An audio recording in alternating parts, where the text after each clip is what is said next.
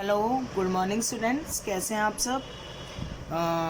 हमने रिटायरमेंट कर लिया है complete. Now moving for death. Death का भी थोड़ा सा ही पोर्शन है आपके सिलेबस में, पूरा नहीं है। जो कुछ रिटायरमेंट में होता है ना, सब कुछ डेथ में होता है। वही न्यू रेशो गेनिंग रेशो, क्योंकि रिटायर होके भी पार्टनर जा रहा है, डेथ होके भी पार्टनर जा ही रहा है। रिटायर होके फर्म से जा रहा है, डेथ होके दुनिया से जा रहा है, दुनिया से जा रहा है तो फर्म से तो जा ही रहा है। समझ गए नहीं समझ गए? रिटायर होके फर्म से जा रहा है, डेथ होके दुनिया से जा रहा है, और दुनिया से जा रहा है तो फर्म से तो जा ही रहा है। तो रिटायरमेंट और डेथ के कॉन्सेप्ट बिल्कुल क्या होंगे? सेम होंगे। वही न्यू रेशो गेनिंग रेशो, वही रीवैल्यूएशन, वही बैलेंस बीडी, वही डिस्ट्रीब्यूशन ऑफ रिजर्व, वही एडजस्टमेंट ऑफ गुडविल। जो स्टेप रिटायरमेंट के होते हैं वही स्टेप डेथ के होते हैं।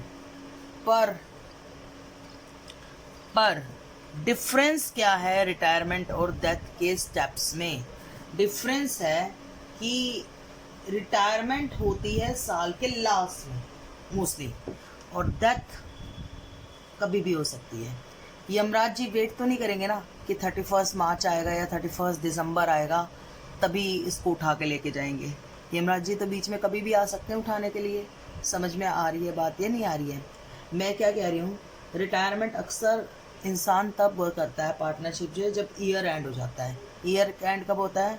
31 दिसंबर को या 31 मार्च को। समझ गए? लेकिन डेथ किसी भी दिन हो सकती है। तो उससे फ़र्क क्या पड़ता है मैडम? डेथ किसी भी दिन हो सकती है, उससे क्या फ़र्क पड़ेगा? फ़र्क ये पड़ेगा बच्चों, जो फाइनल अकाउंट बनते हैं ना, फाइनल अकाउंट इज प्रिपेयर्ड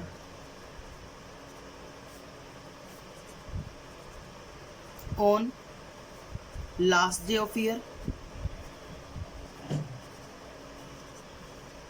जैसे date is 31 March. Final account आप साल के आखिरी दिन बनाते हो, पर तो प्रॉफिट भी कब मिलता है? 31 मार्च को ही। Then profit is distributed on last date. But death तो किसी भी दिन हो जाती है, बट डेथ में भी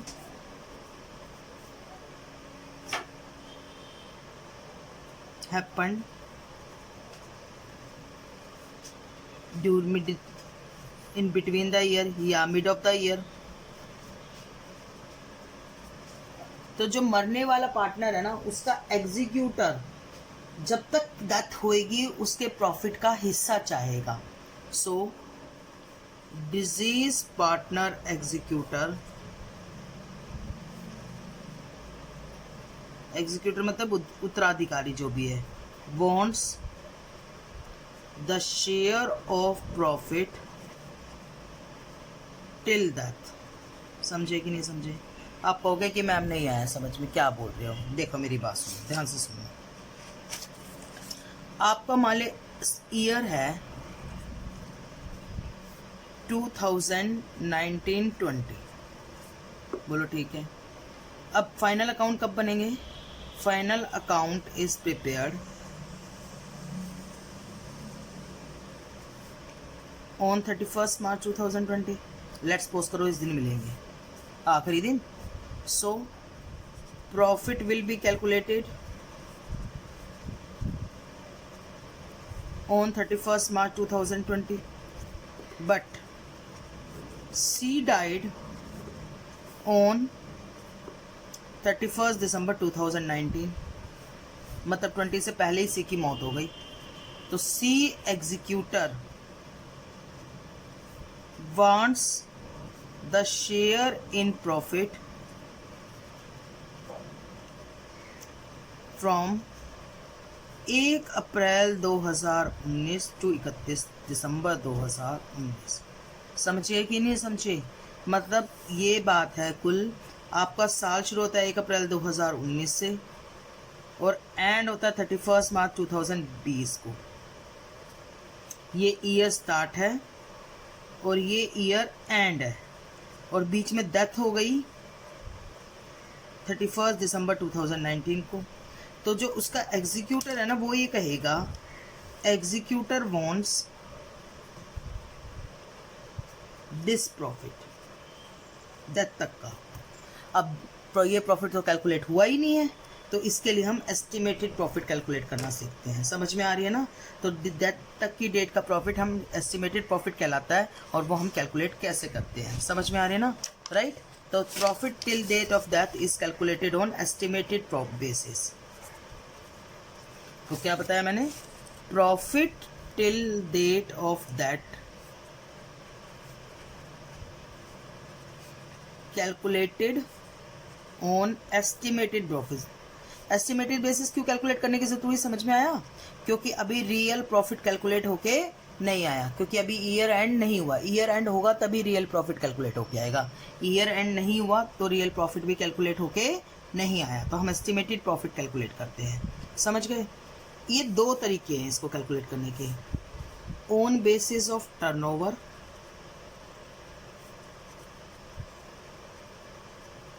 ऑन बेसिस ऑफ टर्नओवर यानी कि sales, on basis of period.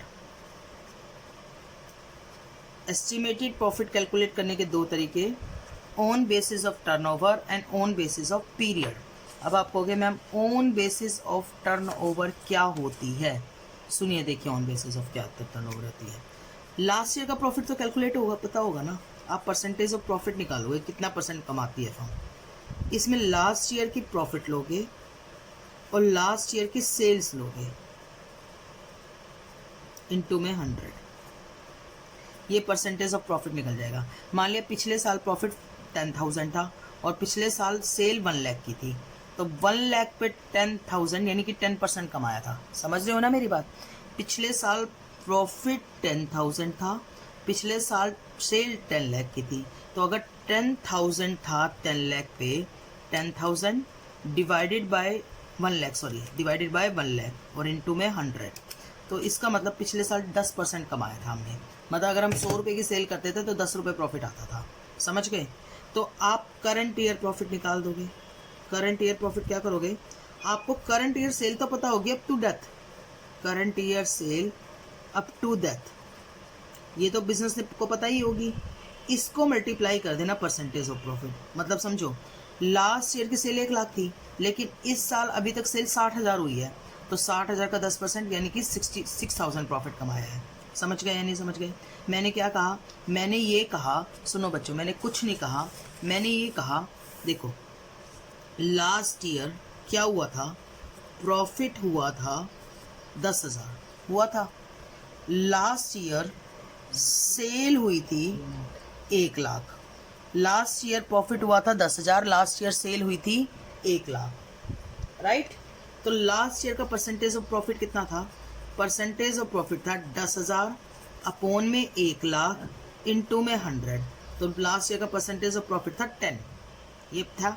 अब हमें पता है करंट ईयर की हमारी अभी तक की सेल टिल नाउ 60,000 हुई है। तो देखो पिछली बार 10% कमा रहे थे, तो मोस्ट प्रॉब्ली बिजनेस इस बार भी 10% ही कमाएगा।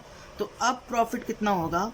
60,000 का 10% यानी कि 6,000 रुपये हमारा प्रॉफिट आ जाएगा। समझ गए या नहीं समझ गए? बिल्कुल इसे आसान है। पिछले साल का प्रॉफिट 10,000, पिछले साल की सेल 1 लाख, पिछले साल कमाया 10%, तो इस साल भी कितना कमाएंगे? 10%। 60,000 का 10% कितना कमाएंगे? 6,000 रुपये। और फिर हम डिजीज पार्टनर का हिस्सा निकाल देंगे। तो share of disease partner, disease partner मतलब मरे हुए पार्टनर का, तो डिजीज पार्टनर का कैसे निकालेंगे? ये जो करंट ईयर का प्रॉफिट आया है ये पूरी फर्म का आया है, उसको मल्टीप्लाई कर देंगे रेशियो ऑफ डिजीज पार्टनर से। मतलब समझो, मान लिया पूरी फर्म का प्रॉफिट 6,000 आया है, तो उसका मरने हुए पार्टनर का हिस्सा 1/5 है, तो 6,000 का 1/5 निकालेंगे। 6,000 का 1/5 आ जाएगा आपका कितना? 1,200। समझे कि नहीं समझे? तो ये आपका on the basis of turnover हो गया। अब on the basis of period कैसे होगा? सबसे पहले आप एवरेज प्रॉफिट निकालोगे। पिछले जितने सालों का प्रॉफिट दिया हुआ ना, profit of first year, profit of second year, profit of third year, up to profit of N year, उसको एन से डिवाइड करके आप एवरेज प्रॉफिट निकालोगे। मतलब टोटल प्रॉफिट को नंबर ऑफ ईयर से क्या करोगे? डिवाइड। मतलब समझो, पिछले 4 साल के प्रॉफिट दिए हैं तो 4 से डिवाइड करोगे, 5 साल के प्रॉफिट दिया है तो 5 से डिवाइड करोगे, 6 साल के प्रॉफिट दिए हैं तो 6 से डिवाइड करोगे, 10 साल के प्रॉफिट दिए हैं तो 10 से। फिर आप निकालोगे प्रॉफिट टिल डेथ। कैसे निकालोगे? जो आपका एवरेज प्रॉफिट है, ये पूरे साल का है, क्योंकि 4 साल के प्रॉफिट है तो 4 से डिवाइड किया तो 1 साल का आया, 5 साल के प्रॉफिट है तो 5 से डिवाइड किया तो 1 साल का आया, 6 साल के प्रॉफिट है तो 6 से डिवाइड किया तो 1 साल का आया, 10 साल के प्रॉफिट है तो 10 साल का से डिवाइड किया तो 1 साल का आया। मतलब एवरेज प्रॉफिट का मतलब ही होता है 1 ईयर प्रॉफिट। अब 1 ईयर प्रॉफिट हो गया, एवरेज प्रॉफिट यानी 1 ईयर प्रॉफिट। अब उसको मंथ टिल डेथ से मल्टीप्लाई करोगे और 12 से डिवाइड करोगे। मतलब समझो, अगर 4 महीने बाद डेथ हुई है, ये पूरे साल का प्रॉफिट है तो 4/12 कर दोगे, क्योंकि साल में 12 महीने होते हैं। 6 महीने बाद डेथ हुई है तो 1 साल का प्रॉफिट है 6/12 कर दोगे। 8 महीने बाद डेथ हुई है तो 1 साल का प्रॉफिट है 8/12 कर दोगे। 15 महीने, 12 महीने से तो ऊपर होते नहीं, 12 महीने बाद डेथ हुई है तो वही भी 1 साल का 12/12 कर देना। अच्छा, कई बार महीनों में नहीं होती, कई बार 20 दिन बाद डेथ हो जाती है, 25 दिन बाद डेथ हो जाती है, तो डेज टिल डेथ से मल्टीप्लाई करोगे और 365 से डिवाइड करोगे। भाई जब मंथ लोगे तो 12 से डिवाइड करोगे क्योंकि साल में 12 महीने होते हैं, और जब डेज लोगे तो 365 लोगे क्योंकि साल में 365 दिन होते हैं। समझ में आ रहा है? और लीप ईयर हो तो 365 नहीं लेना, 366 लेना है, यानी कि 366 लेना है। कई बच्चों को प्रॉब्लम होती है, सुनो मेरी बात सुनो। अगर मंथ लोगे तो 12 से डिवाइड करोगे क्योंकि ईयर में 12 मंथ्स होते हैं, और अगर डेज लोगे, मान लिया 45 डेज बाद डेथ हुई है तो 45 लोगे ऊपर और नीचे 365 लोगे क्योंकि ईयर में 365 डेज होते हैं। समझ गए या नहीं समझ गए? और फिर अब आप निकाल दोगे share of disease partner.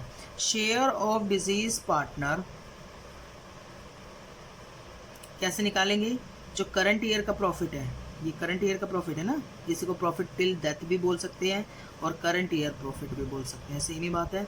Current year profit है, उसको रेट ऑफ डिजीज पार्टनर से मल्टीप्लाई कर देना। जो भी आए, मान लिया 6000 आ रहा है और डिजीज पार्टनर का हिस्सा 1/5 है तो 6000 को 1/5 से मल्टीप्लाई कर देना है। तो ये आपका हो गया कैलकुलेशन करने के तरीके। समझ में आ रही है बात या नहीं आ रही है? उसके बाद अब आपको क्या करना है, उसके बाद अब आपको क्या करना है, सुनिए ध्यान से प्लीज़। अब आपको एंट्री पास करनी है। एंट्री जो है ना, पीएनएल अकाउंट से नहीं हो सकती, पीएनएल सस्पेंस से होगी। क्यों? क्योंकि पीएनएल अकाउंट तो बना ही नहीं है, तो पीएनएल सस्पेंस अकाउंट डेबिट, और सिर्फ जिसकी डेथ हुई है ना उसी को हिस्सा देना है, क्योंकि बाकियों को तो साल के आखिरी में दे लेंगे ना। तो PNL suspense account debit to deceased partner capital account. हमने पीएनएल अकाउंट से क्यों नहीं एंट्री की? क्योंकि पीएनएल अकाउंट बना नहीं है अभी, हमने पीएनएल सस्पेंस से एंट्री की, और जो इस पार्टनर की डेथ हुई है हमें सिर्फ उसी को देना है, बाकियों को नहीं देना। समझ में आ रही है बात या नहीं? कि बाकियों को तब देंगे, अभी साल का एंड नहीं हुआ ना, तो जब साल का एंड हो जाएगा तब बाकियों को देंगे, अदरवाइज नहीं देंगे। समझ में आ रही है बात या नहीं आ रही है? अब जैसे देखिए,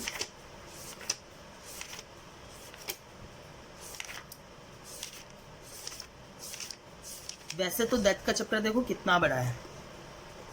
मैं आपको अनसोल्ड में क्वेश्चन दिखाती हूँ।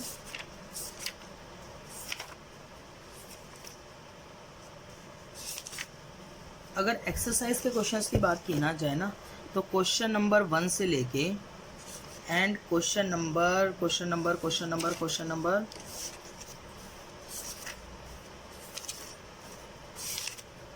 39 तक है। पर अब आपके सिलेबस में 1 2 3 4 5 6 तो सेम है, क्योंकि ये तो रेशो कैलकुलेट करने के क्वेश्चन है। ये तो वही है रिटायरमेंट जैसे, न्यू रेशो और गेनिंग रेशो जैसे रिटायरमेंट में कैलकुलेट की थी। सिर्फ आपको 7 से लेकर और 18 तक क्वेश्चन करने हैं। समझो मेरी बात, समझो प्लीज़, आपको दिखाई नहीं देगा शायद। 7 से लेकर और आपको 18 तक करने हैं, क्योंकि बाकी कोरोना की वजह से इस साल सिलेबस से हट गया है। ये सारे क्वेश्चंस आपके सिलेबस से हट गए हैं। Next year I don't know, but इस साल आपके सिलेबस से ये हट गया है। समझ गए? क्लियर हो गई बात या नहीं हो गई? राइट। तो देखिए, करें, देखो वैसे है सेम ही, ये 1 से लेके 6 तक सेम है, क्योंकि वही वैसे ही कैलकुलेट होगी जैसे रिटायरमेंट में कैलकुलेट होती थी। उसके बाद गुडविल भी सेम है, वैसे ही कैलकुलेट होगी जैसे रिटायरमेंट में होती थी। गुडविल और प्रॉफिट भी सेम है, वैसे ही कैलकुलेट होगा जैसे रिटायरमेंट में कैलकुलेट होता था। बस जिस पार्टनर को पे करना है वो थोड़ा सा प्रैक्टिस करवाते थे हम लोग, अदरवाइज बिल्कुल रिटायरमेंट और डेथ में सेम ही है। बस ये है कि डेथ में ये डिजीज़ पार्टनर का हिस्सा निकाला जाता था। चलो देखिए क्वेश्चन, देखिए ज़्यादा टाइम पास नहीं करते, जितना है हम उतना ही करते हैं। देखिए Dinkar, Navita, Vani are partners sharing profit and losses 3:2:1. Navita died on 30 June. His share of profit intervening period based on sale was 6 lakh. The rate of profit is 10% on sale. Firm closes its books on 31st March. Calculate Navita share of profit. ये आपका CBSE में question आया हुआ है. मैं इस question को एक बार दोबारा फिर लिख देती हूँ. क्वेश्चन नंबर 7 है. पार्टनर थे दिनकर, नवीता एंड वानी और इनकी ओल्ड PSR थी 3:2:1. डेथ किसकी हुई है? डेथ हुई है नवीता की. और किस दिन हुई है? डाइड ऑन 30 जून 2017. ठीक है. उसके बाद कहते हैं his share of profit for intervening period was based on sale during that period was which were 6 lakhs. बोलो ठीक है. ओके देखो मेरी बात सुनो. हर share of profit for intervening period, बीच के पीरियड का जो प्रॉफिट है, जो इंटरवेनिंग पीरियड मतलब जिस तारीख को डेथ हुई है उस पीरियड तक का, वाज बेस्ड ऑन सेल मतलब सेल के बेस पे निकालना है कि पीरियड के बेस पे निकालना है? सेल्स के बेस पे निकालना है. was 6 lakh sales during the period which was 6 lakhs and rate of profit of past 4 year was 10% on sale. देखो मेरी बात सुनो. सबसे पहले हमें बेस ऑन सेल निकालना है. ये बात समझ में आ रही है? बेस ऑन सेल या बेस ऑन टर्नओवर. हम इसमें पहले निकालते थे परसेंटेज ऑफ प्रॉफिट. उसमें लास्ट ईयर के प्रॉफिट ले लिया करते थे और लास्ट ईयर की सेल्स ले लिया करते थे और इनटू में 100 कर दिया करते थे. इन्होंने ये परसेंटेज ऑफ प्रॉफिट कैलकुलेट करके दिया हुआ है. कितने परसेंट कैलकुलेट करके दिया हुआ है? 10%. दिख रहा है? तो 10% इन्होंने कैलकुलेट करके दिया हुआ है. तो हम नहीं लेंगे 10%. फिर हम निकाला करते थे परसेंटेज ऑफ प्रॉफिट के बाद the current year profit, current profit. तो हम करंट ईयर की सेल लेके उसको मल्टीप्लाई कर दिया करते थे परसेंटेज ऑफ प्रॉफिट से. अब करंट ईयर की सेल कहाँ दे रखी है? देखिए करंट ईयर की सेल कहाँ दे रखी है? करंट ईयर की सेल दे रखी है 6 lakh based on sale during the period which were 6 lakh. तो करंट ईयर की सेल इन्होंने दे रखी है 6 लाख. तो अब हम करंट ईयर की सेल ले लेंगे 6 लाख और उसको मल्टीप्लाई कर देंगे परसेंटेज ऑफ प्रॉफिट से 10%. 60,000 हो गया. अब किसकी डेथ हुई है? नवीता की. तो नवीता का हिस्सा निकालेंगे. नवीता शेयर्स. तो 60,000 में नवीता का 3 तो 5 और 1 6 2/6 हो गया. तो 60,000 में हो गया 20,000. और एंट्री होगी PNL suspense account debit 20,000 to Navita capital account. Navita के कैपिटल अकाउंट में जाएगा 20,000. समझ गए या नहीं समझ गए? तो ये प्रॉफिट के पीरियड के बेस पे था या सेल्स के बेस पे था? सेल्स के बेस पे था. बच्चों को लगता है कि पीरियड के बेस पे होता है ये, क्योंकि इन्होंने ना यहाँ थोड़ा सा कन्फ्यूज़न भी दे दी. इंटरवेनिंग पीरियड भी दे दिया, बेस्ड ऑन सेल भी दे दिया. तो बच्चे सोचते हैं पीरियड के बेस पे, बल्कि ये बेस्ड ऑन सेल है, पीरियड के बेस पे नहीं है. इन्होंने परसेंटेज ऑफ प्रॉफिट पहले ही कैलकुलेट करके दे रखा था 10%. 6 लाख की सेल दे रखी थी तो 6 लाख का 10% निकाला 60,000 और उसमें फिर नवीता का हिस्सा निकाल दिया 2/6. सिंपल फंडा है. हो गया क्वेश्चन. क्लियर हो गई बात या नहीं हो गई? तो ये हमारा क्वेश्चन नंबर 7 क्या हो गया? कंप्लीट हो गया है. राइट. अब हम अगला क्वेश्चन करते हैं. इजी है ना बच्चों? राइट. पेज नंबर 5 देखिए. अगला क्वेश्चन करते हैं. क्वेश्चन देखिए, सुनिए. Kumar, Verma, Naresh are partner. They share profit and losses 3:2:2. On 23rd February, Verma died. Verma share of profit 2350. अब देखो वर्मा का शेयर दे ही रखा है तो हमें तो कोई कैलकुलेशन करने की ज़रूरत ही नहीं है. हम सीधा एंट्री कर देंगे PNL suspense account debit to Verma's capital account. इसमें तो और इन्होंने बोला भी है पास नेसेसरी जनरल एंट्री. सिर्फ जनरल एंट्री पास करनी है, इसके अलावा कुछ नहीं करना. एंट्री पास करनी है PNL सस्पेंस अकाउंट डेबिट. इसमें भी तो हमने PNL सस्पेंस अकाउंट डेबिट किया था. PNL suspense account debit to Navita. अब हम कर देंगे PNL सस्पेंस टू वर्मा. और कितने से करेंगे PNL suspense to Verma? 2350. Calculate करके दे ही रखा है, हमें कैलकुलेट करने की ज़रूरत ही नहीं है. ठीक है, कोई डाउट है? अब हम क्वेश्चन नंबर करेंगे 9. क्वेश्चन नंबर 9 देखिए. ABC are partner in 3:2:1. B died on 30 June. पहले क्वेश्चन पढ़ लो फिर मैं आपको लिख दूंगी question. For the year ended, proportionate profit are to be taken into consideration. Proportionate profit of 2020 is to be considered. During the year ended, bad debt is 2000. Profit for the year 31st March 2020 was 14,000 before adjustment of bad debt. Calculate B share of profit till the date of death. ओहो ma'am ये question तो बड़ा confusing सा है, कुछ नहीं है, मैं आपको लिख देती हूँ ये क्वेश्चन, आपको समझ में आ जाएगा। ABC पार्टनर थे और इनकी ओल्ड PSR थी 3:2:1, ठीक है, 3:2:1। B died on 30th June 2020, fine. उसके बाद कह रहे हैं for the year ended 31st March 2021 proportionate profit of 31st March 2020 is taken। देखो for the year 31st March 2021, इससे नेक्स्ट ईयर 21 ही होगा ना। Profit of 31st March 2020 is to be considered, taken या कंसिडर्ड कह लो, बात क्या है, सेम ही है। उसके बाद नेक्स्ट क्या कह रहे हैं बताओ, नेक्स्ट कह रहे हैं, कहते हैं during the year 31st March 2021, 31st March 2021 को बेड डेट हुए, 21 को बेड डेट्स हो गए, कितने के बेड डेट्स हो गए, 2000 के, और प्रॉफिट दे रखा है 31st March 2020 का कितना दे रखा है, 14,000 before adjustment of bed date. ये क्वेश्चन में है, आपको जो है आंसर सॉल्व करना है। समझ में आ रही है बात या नहीं आ रही है? देखो बच्चों कैसे हुआ इस क्वेश्चन को सॉल्व, प्लीज देखिए ध्यान से। देखो 31 मार्च 20 का प्रॉफिट है, profit of 31st March 2020 14,000 before adjustment of bed date, तो बेड डेट इसमें से माइनस करने पड़ेंगे। अब आप कहोगे मैम बेड डेट जब 21 के थे तो 20 के प्रॉफिट में से माइनस क्यों कर दिए, वो तो 21 के प्रॉफिट में से माइनस करने होंगे। देखो मेरी बात सुनो, जो प्रॉफिट हम 20 का मान रहे हैं वही प्रॉफिट हम 21 का मानेंगे। मतलब हम ये मान के चल रहे हैं प्रॉफिट ऑफ 21, हमारे पास कोई ऑप्शन ही नहीं है, वो होगा प्रॉफिट ऑफ 20 के बराबर। 21 का जो प्रॉफिट होगा वो 20 के बराबर होगा। अब 20 का प्रॉफिट 14,000 है, लेकिन बेड डेट उसमें से माइनस नहीं हो रखी है, तो देखो 20 का प्रॉफिट 14,000 तो 21 का प्रॉफिट भी 14,000, 20 का प्रॉफिट 14,000 तो 21 का प्रॉफिट भी 14,000, और बेड डेट चूंकि 21 के माइनस नहीं कर रखे तो माइनस कर दिए, तो कितने हो गए, 12,000 हो गए। अब हम इसमें किसका हिस्सा निकालेंगे, जिसकी डेथ हुई है, उसके पहले प्रॉफिट टिल डेथ।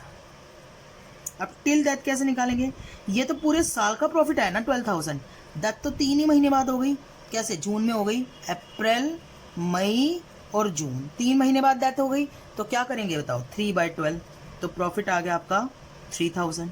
अब उसमें हम बी का शेयर निकालेंगे, बी का शेयर कैसे आएगा, 3,000 का 3 2 5 और 1 6, 2/6, तो ये कितना आ गया बताओ, 1,000।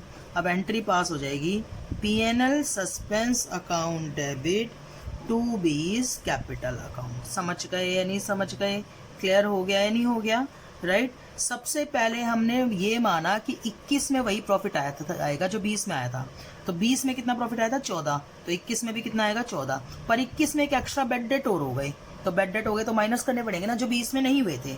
20 का प्रॉफिट था 14, 21 का भी प्रॉफिट आएगा 14, पर 21 में बेड डेट हो गए 2,000 रुपए के, तो वो 2,000 के बेड डेट माइनस करने पड़ेंगे, 12,000। वो पूरे साल का प्रॉफिट आया, हमें 3 महीने का निकालना है, 3 महीने का निकालना है, तो 3 महीने का क्यों निकालना है, जून में डेथ हो गई, अप्रैल मई और जून, तो 3/12 3,000। फिर उसके बाद उसका हिस्सा निकालेंगे 2/6 होगा 1,000, और एंट्री पास हो जाएगी PNL suspense account debit to B's capital account. आपको बात समझ में आ गई होगी, ठीक है। तो ये आपका हो गया पेज नंबर 5 एंड ये आपका हो गया क्वेश्चन नंबर 9, ठीक है। नेक्स्ट देखिए, नेक्स्ट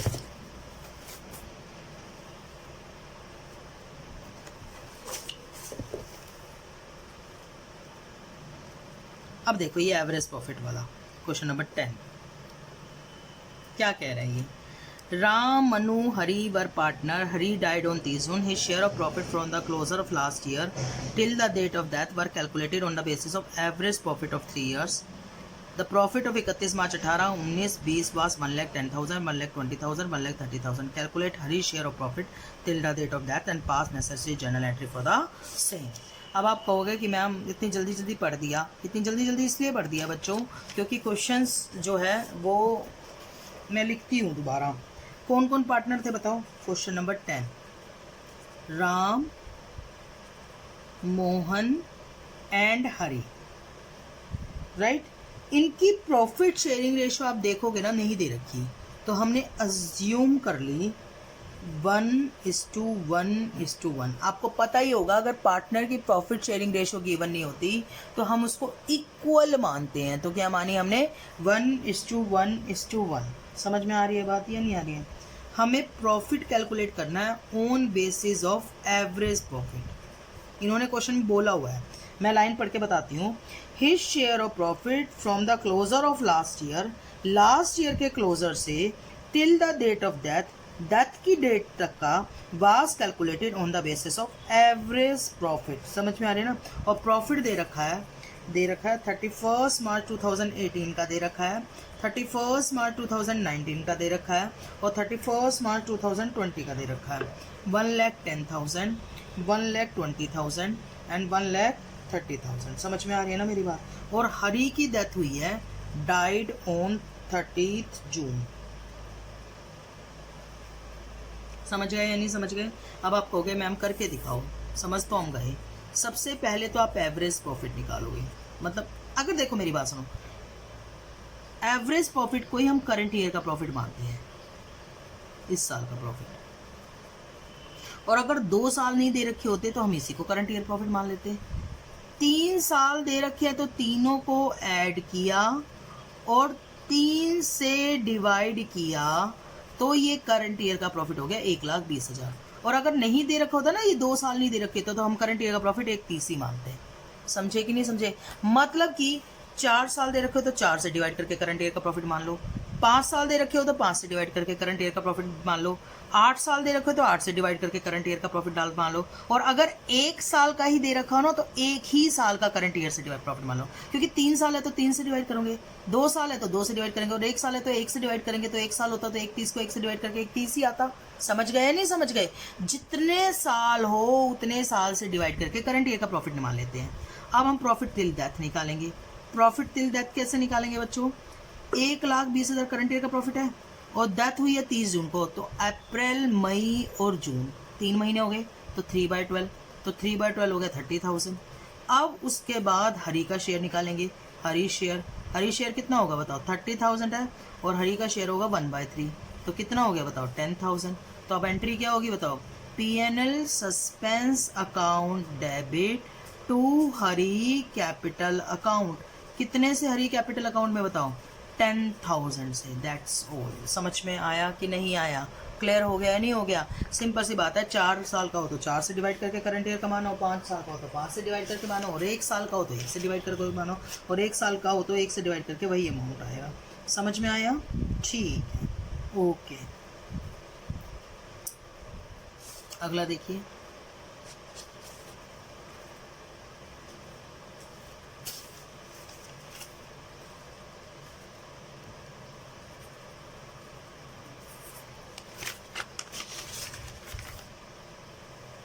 देखिए नेक्स्ट देखिए.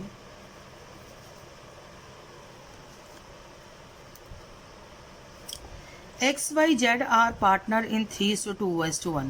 Y died. Profit from 1st April to 30th June was 3,60,000. X and Z decided to future profit in 3:2. Okay. General entry pass करनी है बच्चों. सुनो, XYZ पार्टनर थे. इनकी ओल्ड PSR दे रखी थी 3:2:1. Y died on 30 जून. ठीक है. प्रॉफिट दे रखा है 1 अप्रैल 2020 से 30 जून 2020 तक का. कितना. 3,60,000. और फिर कहते हैं न्यू PSR है X और Z की. न्यू PSR Y तो डाइट हो गया तो X और Z की न्यू PSR है 3:2. न्यू में से ओल्ड माइनस करोगे तो गेनिंग आ जाएगी, पर हमें गेनिंग की इसमें ज़रूरत ही नहीं होती। न्यू में से ओल्ड माइनस करोगे तो गेनिंग आ जाएगी। गेनिंग रेशियो होती है न्यू माइनस ओल्ड, पर गेनिंग सिर्फ गुडविल में चाहिए होती है, इसमें नहीं चाहिए होती है। ये आती तो है पर not required in this case. हमें यहाँ पे गेनिंग की ज़रूरत ही नहीं है। चलिए देखिए, अब मुझे एक बात बताओ तो, सबसे पहले तो करंट ईयर प्रॉफिट निकालते हैं। नोट गिवन, दिया ही नहीं है। फिर हम प्रॉफिट टिल डेथ निकालते हैं, वो गिवन है। करंट ईयर के प्रॉफिट में टिल डेथ मतलब अप्रैल से जून में ही तो डेथ हुई है, वो गिवन है 3,60,000। तो हमें करंट ईयर के प्रॉफिट की तो ज़रूरत ही नहीं है जब हमें टिल डेथ गिवन है। भाई करंट ईयर का प्रॉफिट निकाल के फिर हमें 3/12 करना होता था, मोस्टली ऐसा होता था। जून में डेथ हुई है ना, तो अप्रैल मई और जून 3/12 करते थे करंट ईयर का प्रॉफिट निकाल के। करंट ईयर का प्रॉफिट निकालते थे, फिर उसको 3/12 करते थे। पर यहाँ 3/12 करने के बाद इन्होंने सेकंड स्टेप का यहाँ से दे रखा है, तो फर्स्ट स्टेप की तो हमें ज़रूरत ही नहीं है। तो प्रॉफिट टिल डेथ हो गया। अब प्रॉफिट टिल डेथ हो गया, अब किसका हिस्सा निकालेंगे? वाई का शेयर। वाई का शेयर कितना होगा? 3,60,000 का 2/6, 3 2 5 और 1 6, तो ये कितना हो गया बताओ? 1,20,000। तो अब एंट्री क्या पास होगी बताओ? PNL suspense account debit to Y's capital account, कितने से बताओ? 1,20,000 से एंट्री पास होगी। समझ गए या नहीं समझ गए? ये हमारा क्वेश्चन था, क्वेश्चन नंबर 11 था और पेज नंबर 6 था। ठीक है, तो इस तरीके से करनी है। बहुत इजी क्वेश्चन है बच्चों, इसमें डेथ में काफ़ी कुछ था, लेकिन पेज नंबर 7 है। ठीक है, काफ़ी कुछ तो क्या था, बाकी सब तो रिटायरमेंट से ही मिलता था, बस ये था एक्स्ट्रा। ठीक है, नेक्स्ट देखिए प्लीज़, नेक्स्ट देखिए। अब हम एक एक 2 क्वेश्चन छोड़ के चलेंगे जो हमें लगता है तुम कर सकते हो।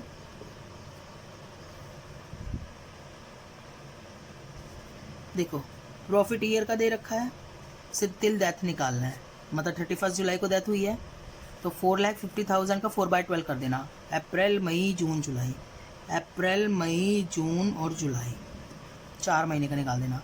450 को 4/12 करके फिर उसमें उसका जिसकी डेथ हुई है रीता की, उसका 1/3, क्योंकि इक्वल शेयर कर रहे हैं। समझ में आ रही है? कर लेना, हो जाएगा। ठीक है, ये देखो 30। मनोज, राकेश, हर्ष वर partner 2-1. Manoj died on 30 June. Rakesh and Harsh decided to continue share business. Share of profit and losses of deceased partner in the beginning of year up to the death were to be determined on the basis of last year profit. Last year loss था, profit होने की बजाय क्या था? Loss था, right? तो हम इसकी एंट्रियाँ पास करेंगे। क्लियर हो गई? प्रॉफिट होने की बजाय आपका लॉस था, तो बताओ क्या करोगे? क्वेश्चन पढ़ लिखूं मैं?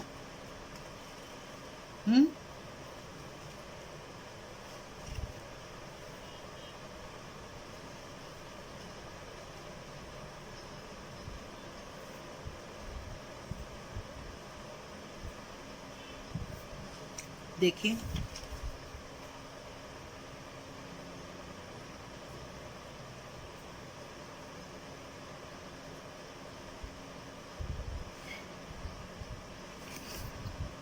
क्या क्वेश्चन था? क्वेश्चन था क्वेश्चन नंबर 14 नहीं 13। मनोज, राकेश एंड हर्ष, इनकी प्रॉफिट शेयरिंग रेशो थी 2:2:1। मनोज डाइड ऑन 30 जून, है ना? ये ओल्ड PSR थी। राकेश और हर्ष ने अपना बिजनेस स्टार्ट रखा, राइट? अब लॉस था ऑफ लास्ट ईयर 2 लाख। अब सुनना ध्यान से प्लीज, इसमें ना लॉस के केस में आपको न्यू PSR निकालनी पड़ेगी। ये डाइड हो गया 2:1, और जब न्यू में से ओल्ड माइनस करोगे तो गेनिंग आ जाएगी 2:1। समझे? मनोज की डेथ हो गई तो न्यू PSR 2:1, गेनिंग भी आ गई 2:1। क्लियर हो गई ना? अब आंसर देखिए, नॉर्मल एंट्री होती थी पीएनएल सस्पेंस टू मनोज, अब होगी Manoj capital account debit to PNL suspense.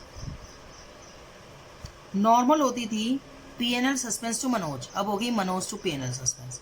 कैसे होगी बताओ एंट्री? अमाउंट क्या होगी? लास्ट ईयर का लॉस था, loss of last year equal to माना जाएगा लॉस ऑफ करंट ईयर। बताया था ना मैंने करंट ईयर का प्रॉफिट और लास्ट ईयर का 2 लाख। फिर उसके बाद लॉस टिल डेथ 2 लाख का, डेथ कब हुई है? जून में, तो अप्रैल मई और जून 3/12 तो 50,000। और किसका हिस्सा निकलेगा? मनोज का। 50,000 का मनोज का हिस्सा 2/5 20,000। अब Manoj capital account debit to PNL suspense 20,000। अब हमें क्या करना है? पीएनएल सस्पेंस के लॉस है ना, ये लॉस नहीं रखा रहने देते, लॉस बांट देते हैं। तो एंट्री करनी है पीएनएल सस्पेंस अकाउंट डेबिट 20,000 और वो बांट देनी है, किस में बांट देनी है? राकेश में, हर्ष में, क्योंकि मनोज तो लेके लॉस गया, अब वो राकेश और हर्ष लेंगे वो लॉस। किस रेशो में लेंगे राकेश और हर्ष? 2:1, मतलब न्यू रेशो में। तो ये कितना हो गया? 2:1 में ये आ गया आपका 6667 13333। समझ में आ रही है बात या नहीं आ रही है? मतलब समझो, इसमें एक तो एंट्री होगी उल्टी। उल्टी कैसे एंट्री होगी बताओ? पीएनएल सस्पेंस तो मनोज होता था, या मनोज तो पीएनएल सस्पेंस है, और अब ये पीएनएल सस्पेंस में बैलेंस नहीं बांट रखा है ना, पीएनएल सस्पेंस क्रेडिट है तो उसको वापस डेबिट करके मनोज और राकेश में बांट देना है। वो सॉरी, मनोज तो गया ना, राकेश में और हर्ष में बांट देना है 2:1। ठीक है बच्चों, इतना आज के लिए सफिशिएंट है, राइट? प्रैक्टिस कर लेना। Thank you so much, bye.